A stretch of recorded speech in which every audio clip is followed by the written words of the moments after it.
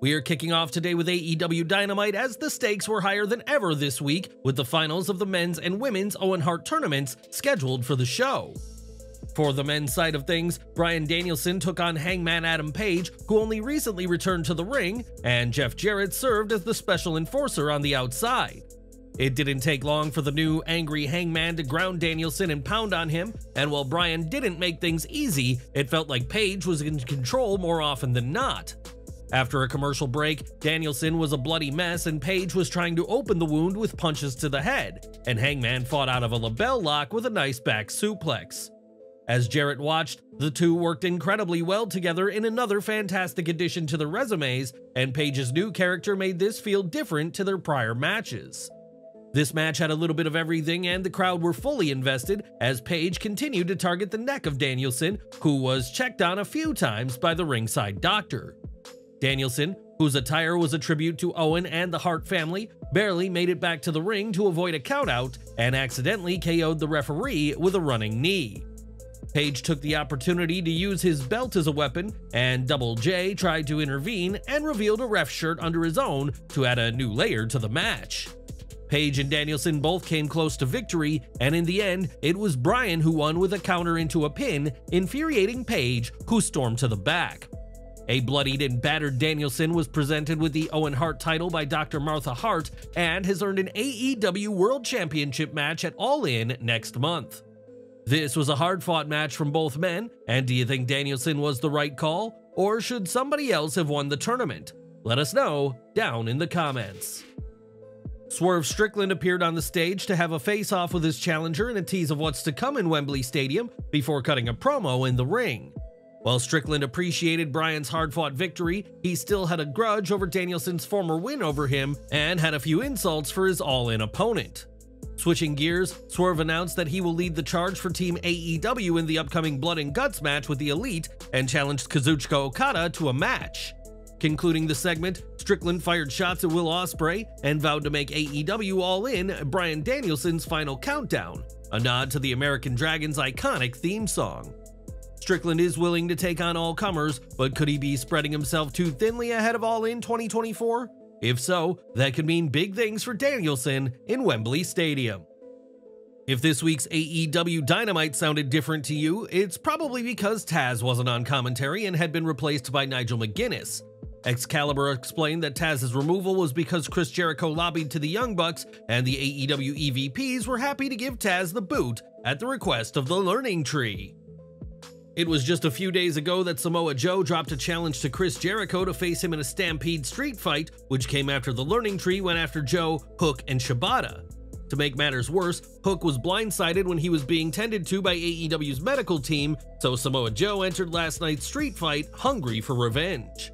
It didn't take long for the action to spill outside of the ring, but that is where the numbers advantage played in favor of the reigning FTW champion. As Joe had the coquina clutch locked in on Jericho, he ended up receiving a chair shot and a chokeslam on a forklift from Big Bill, who has been aligned with Jericho for some time now.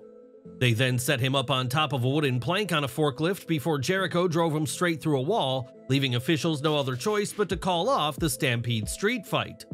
Moments later, Joe was seen on a stretcher being loaded into an ambulance, seemingly writing him off ahead of AEW's biggest event, All In, after competing last year for the Real World title. The officials declared Chris Jericho as the winner of the match, and the Learning Tree smiled, with Jericho looking very proud of what he's done. Now Jericho's faction will turn its attention to Hook and Katsuyori Shibata, and without Samoa Joe by their side, the numbers are clearly against the faces in this war with the Learning Tree.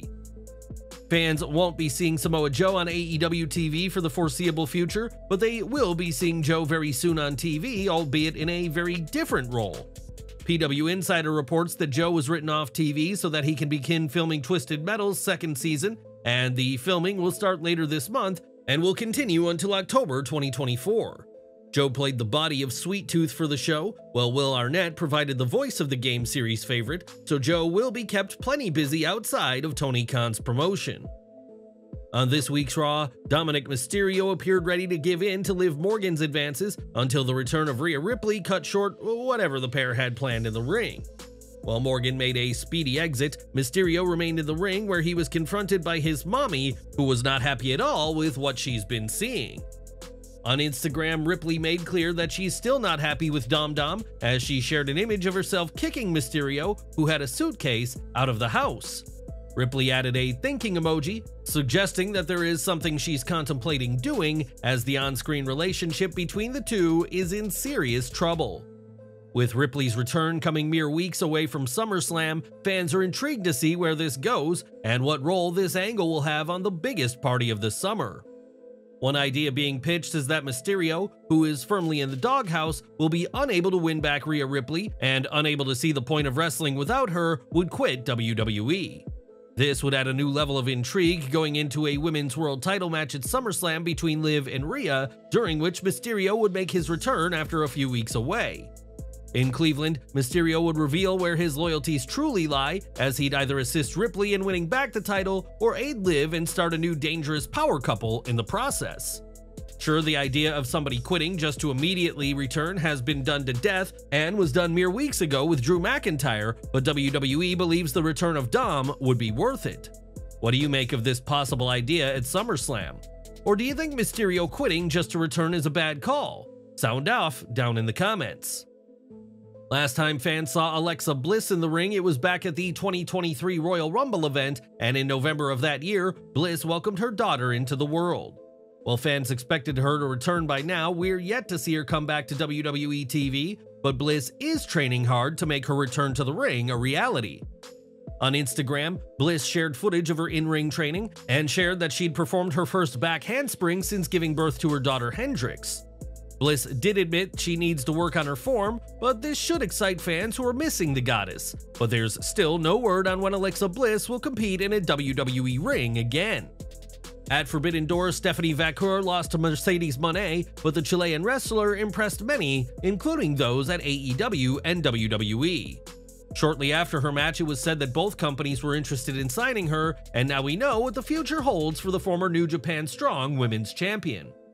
During a CMLL event in Mexico, Vaquer faced Tessa Blanchard, and following the match, the emotional Vaquer appeared to say goodbye to the fans and engaged in several poses. Vaquer also embraced Blanchard, elevating her opponent in the process, and this was indeed the end for Stephanie in CMLL. Yesterday, CMLL announced that Vaquer was no longer part of their roster or the roster of New Japan, and that personal reasons would stop her from competing this weekend at Fantastica Mania. As a result of her exit, Vaquer is no longer the CMLL Women's World Champion or part of the CMLL Women's World Tag Team Champions, and her exit again sparked talk about her future. Within hours of Vaquer's exit from CMLL being reported, it was reported by PW Insider that she had signed with WWE, and the signing is believed to have taken place within the last week. Vaquer's match with Mone was said to have played a role in WWE's decision, and ironically, it was Mone's efforts to make Vaquer that led her opponent to sign with her ex-employer. Additionally, it was reported that Vaquer was backstage at WWE NXT Heatwave last week, likely familiarizing herself with her new environment as a WWE superstar. Fans are eager to see how she'll adapt to WWE's style in the coming months, and on Twitter, NXT head and SVP of Talent Development Shawn Michaels welcomed her to the WWE family. In a tweet of her own, Vaquer shared her gratitude to the WWC and New Japan and apologized to fans who were hoping to see her at upcoming shows she will no longer be a part of. Now Vaquer is ready to make her voice heard on WWE, and are you excited to see her join? Do you think she'll adapt to WWE in general? Let us know your thoughts in the comments. Last month, it was reported that Shane McMahon had spoken to AEW talent about him joining, and while this pitch was by no means an official pitch, his talk has had fans speculating.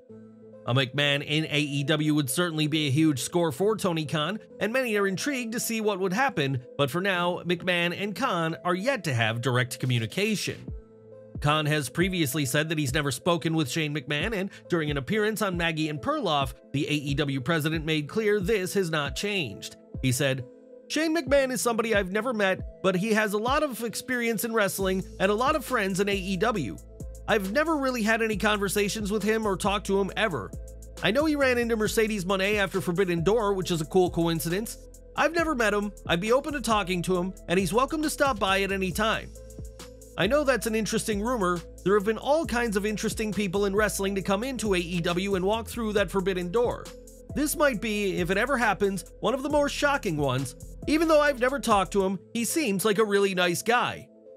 Shane hasn't appeared on WWE TV since suffering an injury at WrestleMania 39, and while it's unlikely he'll ever join AEW, we know to never say never, as recent years have shown. What AEW fans can expect to see, though, is the return of Blood and Guts, as the 4th annual Men's Blood and Guts match will take place later this month. On the Battleground podcast, Khan was asked about a possible Women's Blood and Guts match and started by talking about the importance of a cohesive storyline. Khan added that the women's division in AEW is stronger than ever and said if he ever gets another talent together and the story makes sense, it would be a great idea. Ultimately, Khan will have the final say over all AEW matters, and do you think we'll see a Women's Blood and Guts match? And will Shane McMahon be all elite? Sound off in the comments. During last week's AEW Collision, a video teaser was shown of a certain hologram, and a man ran through a portal while transforming into his wrestling gear. That attire includes a luchador mask, leaving fans to speculate who this could be, and it appears we now have an answer to this masked man mystery. Body Slam's Cassidy Haynes reports that this masked figure is Aramis, an up-and-coming luchador, but said he'll be joining AEW with a clean slate. Aramis will work under a new mask and a new name in AEW, and this should put to bed any speculation that this masked man was going to be revealed to be Ricochet. While Ricochet is expected to join AEW, this tease isn't for him, and have you seen much of Aramis's work? If so, what do you make of the 25-year-old? Let us know down below. Will Ospreay opened up this week's Dynamite with a promo aimed at MJF, and while the scumbag's music played, he was nowhere to be seen in the arena. Instead, the newly heel-turned MJF was on a video screen and dismissed Ospreay as a dime-a-dozen talent and claimed he's seen talent like Will come and go over his 10-year career. MJF continued to belittle the flippy guy and mocked his call-out for that night's Dynamite before revealing that the two will do battle on next week's episode for the international title. After MJF's promo, Will Ospreay agreed to face him on what'll be Dynamite's 250th episode, and we'll have to see who leaves the show with the AEW International Championship. Now, AEW is already home to quite a number of former WWE superstars, and now the company has a popular tag team from their main rival under contract. Fightful selects that Mason Madden and Mansoor are officially signed by ROH AEW, and while details are scarce, plans are already in motion to introduce them. The models, who now go by MXM, had vignettes air on ROH programming recently, and this came after it was reported that they had been backstage at a recent event. Interestingly, Max Caster has spoken out against the pair being hired, and Mansoor responded to this on Twitter, so perhaps we're already seeing the start of the models' first feud. Whatever the future holds, this is a big opportunity for MXM, as the duo are prepared to walk the runway all the way to AEW and Ring of Honor shows. Right now, there are few names in wrestling more popular than Joe Hendry, as the Scottish star isn't just making waves in TNA wrestling, but also in WWE's NXT. On this week's NXT, Hendry returned to the gold brand in the show's main event and got the pinfall for himself and Trick Williams against Shawn Spears and NXT champ Ethan Page. In an interview with Fightful, Hendry was asked about working with NXT and admitted that he's not given much warning about when he'll be requested. He said, "The thing I love about this, everybody hits me up throughout the week. The best part is, I don't need to lie to anybody because I genuinely don't know until the last moment. I love it. If I knew I was going to be doing all these cool things a week or a month in advance, you can overthink it. When everything just happens, it feels really organic, and people get those organic reactions." While Hendry is proving a hit in wrestling, he's ready for another challenge, as the popular star now wants to be a part of Josh Barnett's BloodSport. Speaking to Sean Ross Sapp, Hendry said he 100% wants to compete in BloodSport and that it's me off that he's not already on the card. Hendry also said he's got a lot of respect for Barnett and what he's accomplished, and thinks people would be shocked to see the wrestler who makes funny songs compete in brutal fights. In the interview, Hendry mentioned that he even has considered learning catch wrestling to compete in Bloodsport, showing his dedication to the idea. Barnett has already brought in various stars for his Bloodsport shows, including Jon Moxley, Nick Nemeth, and Shayna Baszler, and Hendry does have some legitimate grappling skills. After all, Hendry won the British Senior National Championships in freestyle and Greco-Roman wrestling and represented Scotland in the 2018 Commonwealth Games in Queensland. Hendry's popularity in traditional pro wrestling can't be denied, but would you like to see him enter the wrestling MMA hybrid world of Bloodsport? Let us know in the comments. Last year, Top Dollar, aka AJ Francis, was released from WWE for the second time, but since then he's done pretty well for himself and is the reigning TNA Digital Media Champion.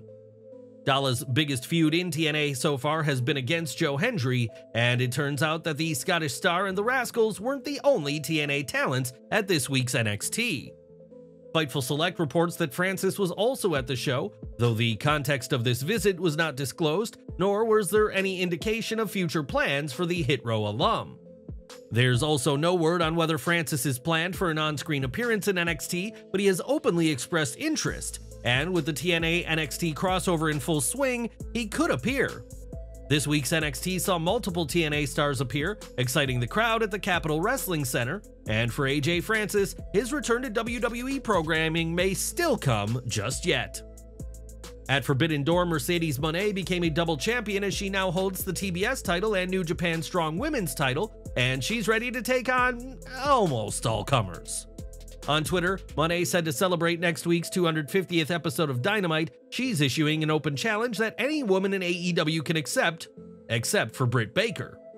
Baker has made clear she wants a shot at the CEO, who has no interest in facing her. And who do you expect will answer the challenge next week? In the main event, the Owen Hart Women's Tournament Finals took place as Mariah May, as always joined by Toni Storm and Luther, took on 2023 winner Willow Nightingale. After a brief lockup, Nightingale took control early on before May turned things around with a quick counter, and AEW gave them plenty of time and promised a few minutes of overrun. Chris Statlander and Stokely Hathaway interfered while the ref was occupied with Storm, but Willow kicked out after a running knee from May, but failed to kick out of a victory roll later on.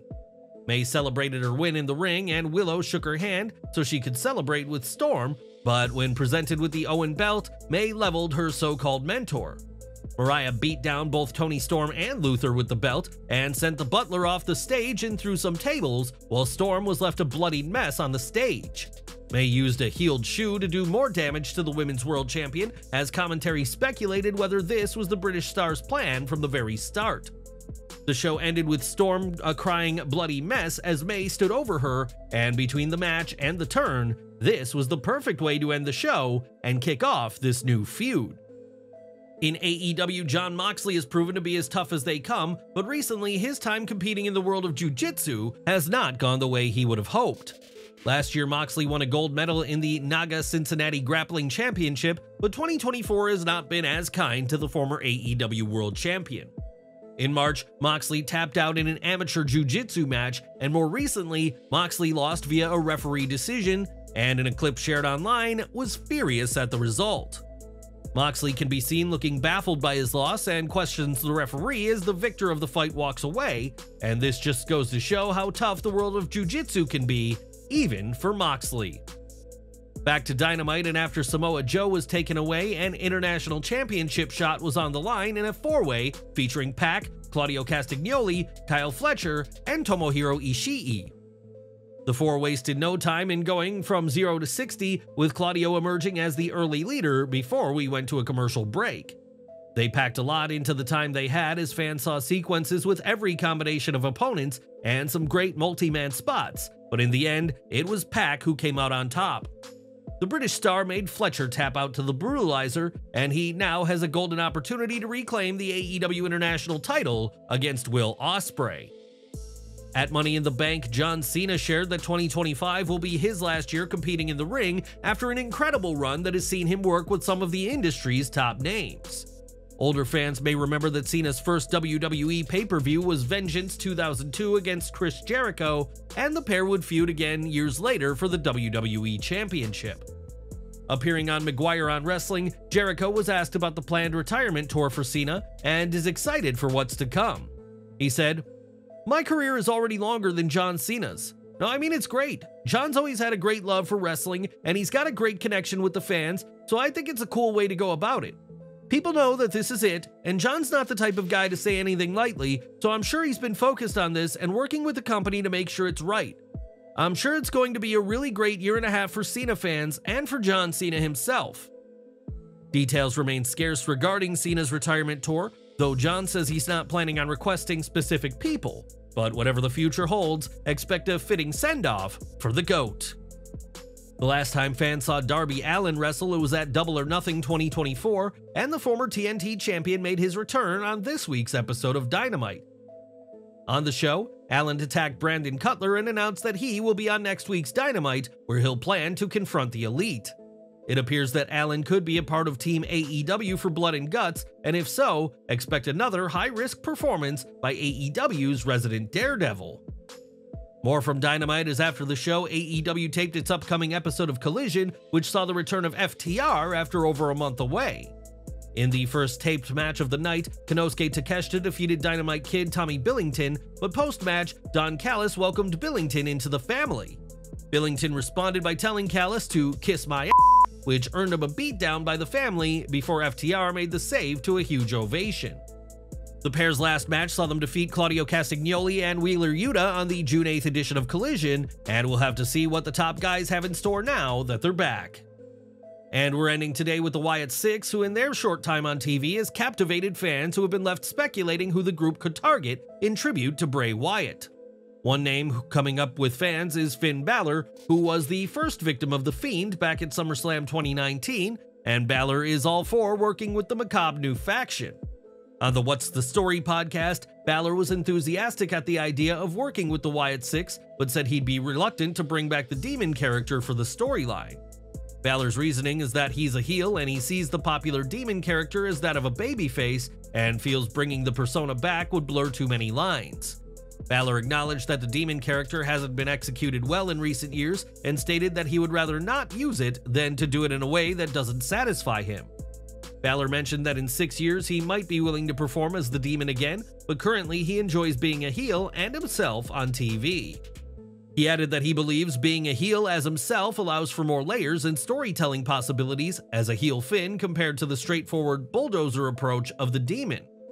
The Demon may be popular, but that's why Balor wants to keep it at bay. And do you want to see Finn Balor as the Demon again? Let us know in the comments.